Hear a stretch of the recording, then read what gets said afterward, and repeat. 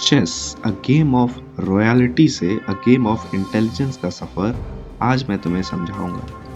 Chess started from 600 AD by Gupta dynasty in India.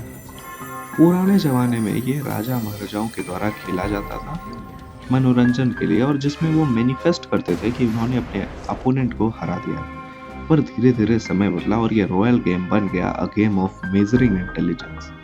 जैसे कि तुम सोसाइटी में देख सकते हो कि अगर किसी ने इस गेम को मास्टर कर रखा है तो उसे माना जाता है कि वो बहुत इंटेलिजेंट है।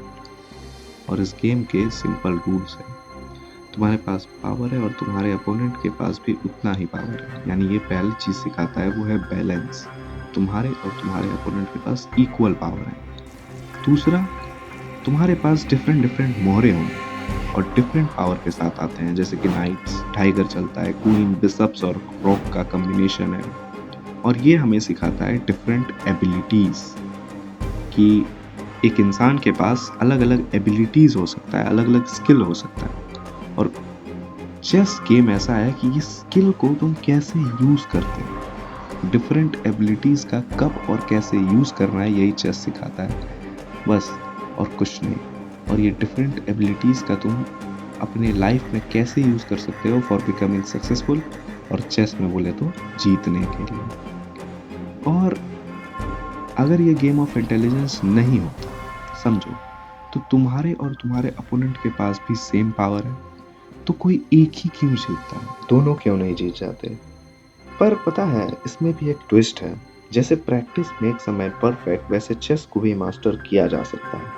अगर कोई dumb, in the term of chess बोल रहा हूँ, ठीक है, कोई अपने दिल पे मत लेना, होके भी सिर्फ चेस ही खेलता रहे और उसके मूव्स और टाइमिंग को मास्टर कर ले, तो ही कैन विन। और शायद वो एक smartest, again in the term of chess, person को भी हरा सकता है, क्योंकि उसने उस स्किल को मास्टर कर रखा है।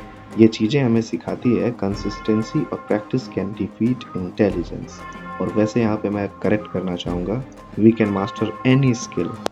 जन्म होने के बाद सब इक्वल पावर के साथ आते हैं, जैसे कि चेस में मिलता है बैलेंस। पर डम और स्मार्ट में अंतर क्या होता है? डम स्किल और एडाप्टेबिलिटी से दूर रहता है और फियर ऑफ फेलियर होता है उसे। बट जो स्मार्ट होता है वो एक दिन में स्मार्ट नहीं बनता है, वो कितने नाइट्स और मॉर्निंग को सेक्रीफाइस किया है वे उसे ही पता है। उसने कई स्किल को मास्टर कर रखा है, कई बार गिरा फिर उठा है, सिचुएशन के साथ अडाप्ट करना सीखा है। ये सब तो हो गया, पर क्या चेस तुम्हें स्मार्ट बनाता है? इसे जानने के लिए मैंने चैलेंज लिया कि 30 डेज पर डे चेस खेलूंगा, और मैंने ऐसा किया भी, और आज मेरा 28वां दिन है। और मैं बता सकता हूँ, यस, डिफरेंस आया है। जब मैं चेस नहीं खेलता था तो मैं उतना ऑब्जर्व नहीं करता था और ना ही किसी के नेक्स्ट मूव को प्रिडिक्ट करता था। मतलब मेरा दिमाग बहुत स्लो था।